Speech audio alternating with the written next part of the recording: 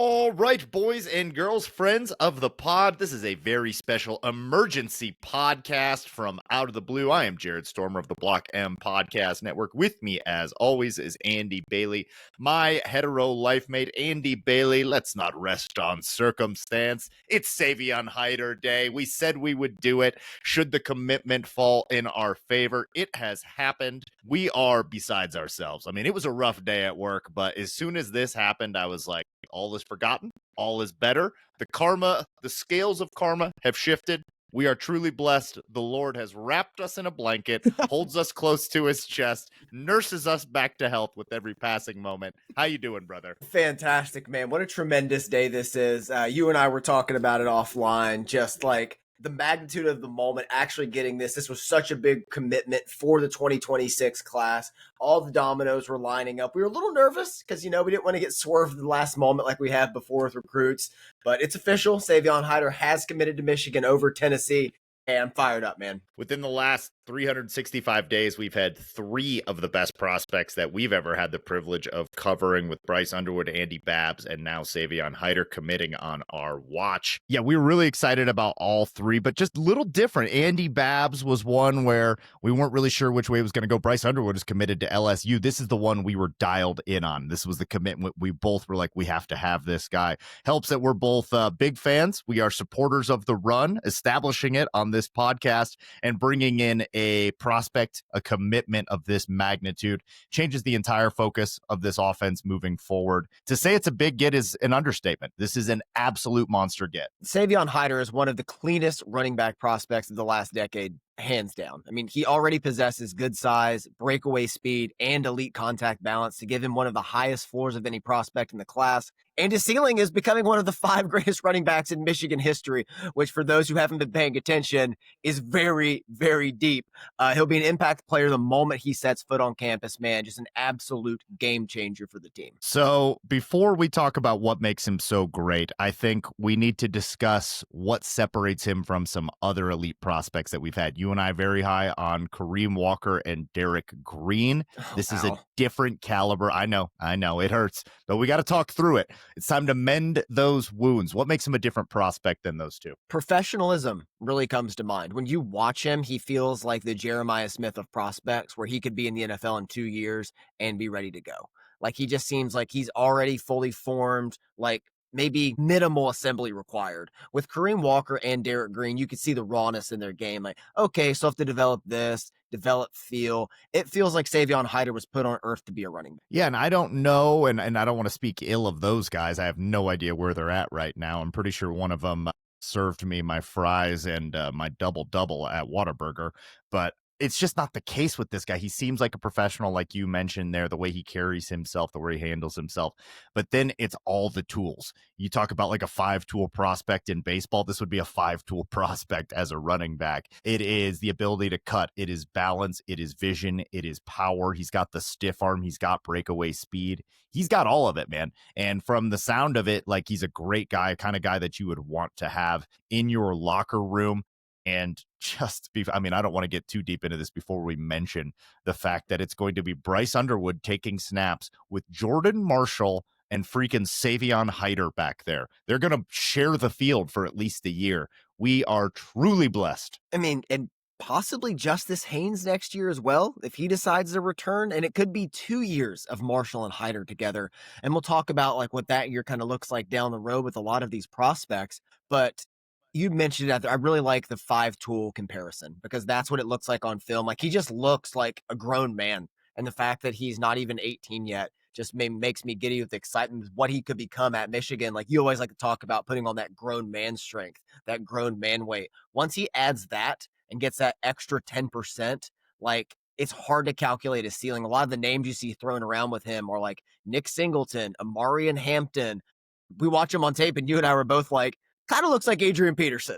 Like, not to be blasphemous, kind of looks like that. So can he become that with some more seasoning at Michigan? Yeah, I also threw out like Tony Dorsett if you wanted to go way back. He's also 5'11 and a half, about 6 foot, so comparable in size, but just speed, balance, vision, all of it. Like we said, rushed for nearly 1,700 yards and 26 touchdowns last year on 11 yards per carry. More go than watch a this first man's highlight down a touch. That will do. Go watch It's this guy's highlight tape. What are we talking about? The whole highlight tape is more exciting than the polecat sequence in Mad Max Fury Road. That's like the entire time. Every time he freaking touches the rock, it is absolute electricity. He knows what to do with it. He's either running over several guys, he is making a one cut decisive move at the line of scrimmage and then getting north and south. He can shake you. And then if he gets loose, it's absolutely over. And I think that speed will translate to the next level as well. It's just, there's not been a guy like this. As much as Derek Green, we were wrong about,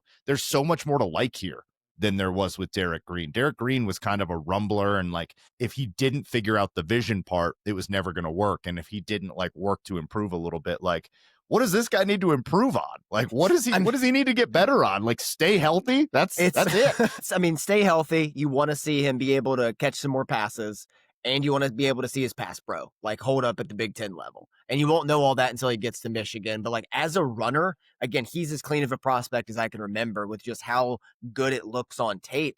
He brings everything to the table. I mean, at the combines for high school athletes, he has a confirmed 36-inch vertical already.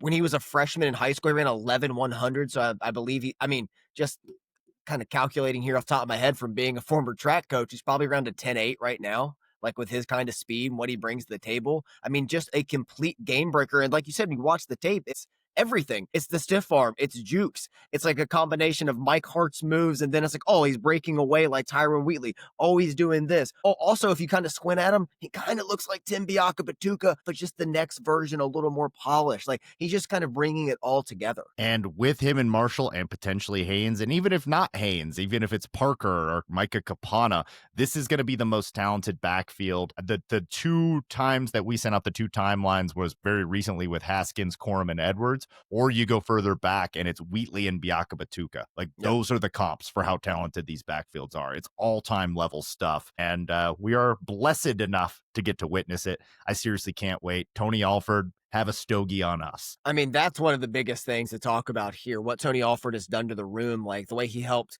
What was our running back? Kalel Mullins. I was going to call him Karan Higdon. Goodness, naming a lot of running backs. That's tonight. Also one.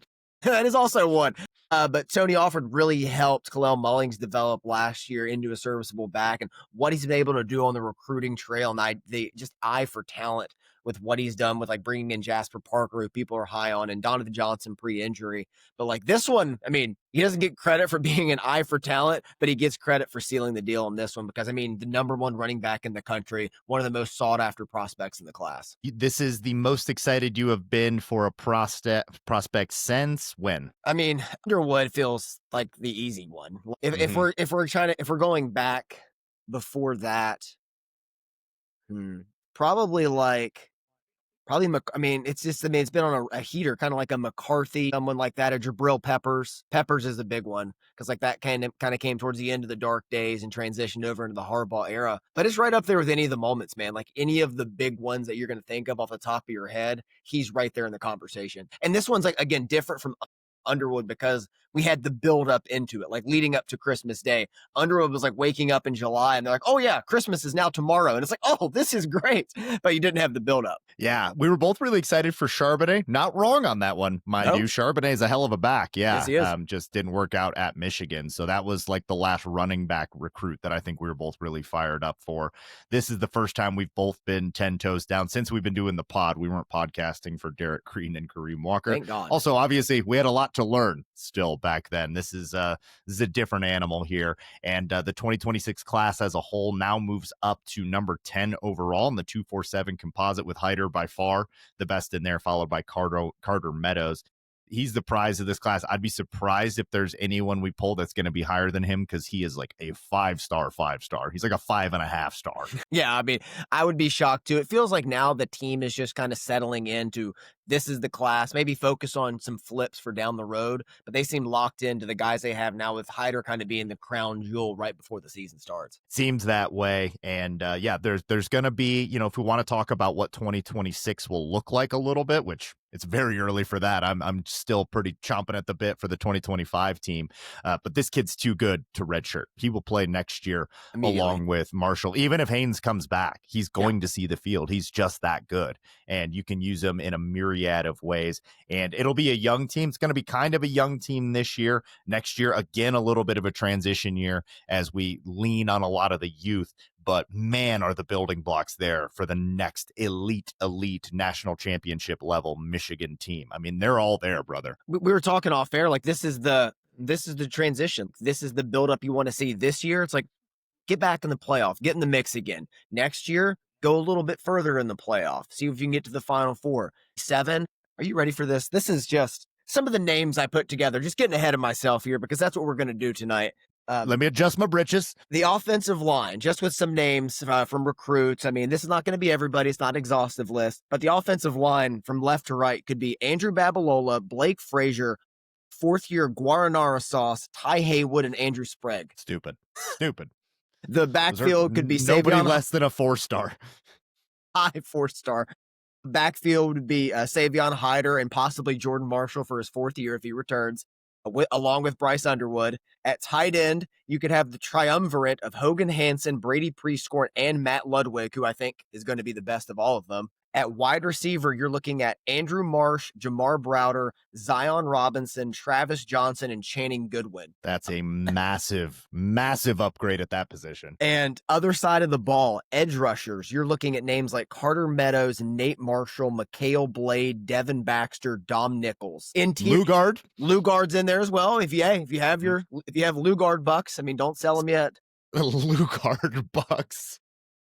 On the defensive interior, you're looking at names like Travis Moten, Titan Davis, Alistair Vallejo, Manuel Beagle, Ted Hammond, Bobby Conca, David Palpali. It feels like a transfer's in the mix there. A lot of some younger guys. You want some more experience in there than the sophomores. At linebacker, you could have Troy Bowles, Cole Sullivan, and Nathaniel Owusu Boateng. Oof. And in the secondary, this is where you're going to get excited. You could have JoJo Edmond, Jaden Sanders, Shamari Earls, Elijah Dotson, Kanewah Winston, and Mason Curtis. That's nasty. That's the national championship team. And that's with no other commitments. Like, we are nowhere near done with this recruiting class for 2026. Or transfers, which there will be. And there will be transfers out as well. Like you mentioned, the defensive line. I would bet some of those guys probably want to go somewhere else as they get buried on the depth chart by some incoming guys. There will be transfers in, there will be transfers out, but it is still so important, even in the era of the transfer portal, to get the base of your team through recruiting, and Michigan is going to continue to do that. And I love on 247 how they were talking about how Michigan is the best or one of the best developmental programs right now. And to have these kind of guys, when the national championship team was built with a lot of 3-stars, if Sharon Moore can even be a shade of Jim Harbaugh in his development, which he's already shown, he's quite good at it. Oh, brother, the good times are a-coming. Yeah, and I love the emphasis on the offensive line when I ran through those names. All homegrown, growing together as well. Like, that's how you get the dominance. And I think Sharon Moore realizes that, being an offensive line coach and seeing how they got the job done just 2 years ago. Yeah, dude, I'm absolutely with you. So this commitment completely changes everything for the 2026 class. It's the one we were looking forward to the absolute most. What a day for Michigan Wolverines and therefore the world. What else do you got on Savion Hiter and what this commitment means, brother? Man, I mean, he's just some historical context. He's the 8th highest rated prospect in recent Michigan history, post 2000, and the 2nd highest running back ever in Michigan history, only behind the well-known Kelly Baraka. Sick last name, though. In 2001, yeah, I mean, was supposed to be the heir apparent to, be with Chris Perry to post Anthony Thomas there, but just off the field stuff kept him from living up to it. Doesn't seem to be an issue for Savion Hiter and what he's going to bring to the table. And man, I'm just fired up, like, just already working out, like, okay, we're going to do this with him. He's really good at inside between the tackles, but we can also get some outside zone. Could he kick return? Could he punt return? By the time we get to the season, I might have him kicking field goals. Yeah, I'm going to have him just as offensive line coach. Anything he wants to do. And just like on the field, the combination of Underwood and Hiter is just dueling 5-stars. I mean, you think about like Corum and McCarthy. You think about Henne and Hart and stuff like that. And Like, Babs and Haywood on that too, like on I know, I know. both edges. Like that's insane. Even just quarterback and running back duos, this is one of the best ever in Michigan history on paper. On paper. Yeah. Yes. Yeah. I mean, we'll see. We talked about like the 94 team and some of those 80s teams with Nick Baumgardner, and a great podcast that I encourage you to go check out, talking about some of the most historically talented teams. The one that's coming up, the 2026-2027 run here, is going to be right up there with any of them in this storied history. Like that's the level that we're talking about here. This is next level stuff. The Lord has swaddled us in a blanket. What else you got for us, bro? Oh, that's it for me, man. I mean, I could just pontificate more about what Savion Hiter could be to this, but I think we've covered it all. Go watch the highlights if you want to really improve your evening. If you want to get your blood pressure going, you will need to adjust your britches. I just had to remove mine, which is why we do the podcast chest up around here. But happy to do this emergency podcast. We'll happily do any of these whenever there's news that is this excellent. And just bodes this well for the Michigan Wolverines. This is tremendous. Can't wait to just watch this kid play. Now I'm like so excited for this season, but I'm also excited for next season. The anticipation is getting borderline dangerous. Savion Hiter's the first recruit I could remember where I'm like, I could drive over and catch a game. Like he's like 4 hours away from me. Out of Virginia, yeah. Yeah, like right there. I'm like, no, maybe talk Living to going down for a little Friday night football. Like, check out Savion Hiter. I kind of like it. I mean, if he's going to be what we think he's going to be, being able to say you saw him at high school would be sick. Like I saw LeBron James play in high school and like, not mad I went to that. Like, yeah, I watched Savion Hiter average 12 yards a carry for an entire game. Rush for 546 yards in one game. He didn't play the fourth quarter. Did that in 3 quarters. So, yeah, that's the level we're at. Crazy stuff, man. All right, that's going to do it for us here. Make sure you check out Out of the Blue. We've got a great giveaway going on right now for an Aidan Hutchinson jersey. You can share this video, share any video. We'll get you entered in. We're keeping tallies on all that. It'll be going for the next 2 weeks. Our new logo will be out. We got some t-shirts coming for those of you that have been with us from the beginning. That is getting closer. So excited for all this as we are on the brink of the season and on the brink of greatness here, both with this podcast and for the Michigan Wolverines football team. Thank you to producer Tony. I'm Jared. That's Andy. This is Out of the Blue. We'd like to remind you that wherever you go, go blue.